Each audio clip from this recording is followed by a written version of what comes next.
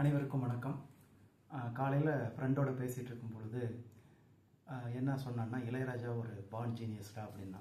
ஆனால் எனக்கு என்ன தோணுச்சுன்னா, இளையராஜா வந்து அவர் தன்ராஜ் மாஸ்டர்கிட்ட வந்து வெஸ்டர்ன் கிட்டார் கற்றுக்கிறாரு.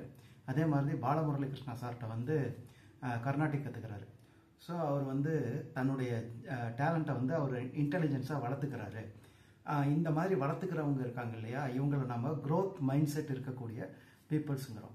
அதே நேரத்தில் சிலர் இருக்கிறாங்க, எனக்கு மேக்ஸ் டஃப்பு, என்னால் இந்த ஒர்க்கை செய்ய முடியாது, இந்த ஒர்க்குக்கான பலன் வந்து கிடைக்காது, இதை செஞ்சோம்னாலும் பிரயோஜனம் இல்லை, இது வந்து லென்த்தான ஒர்க்கு, இதுக்கு டைம் கன்சியூமிங் ஆகும், இதுக்கு நம்மளுடைய வேறு வேலையை பார்க்கலாம் அப்படின்னு சொல்லக்கூடிய பீப்புள்ஸ் சிலர் இருக்காங்க.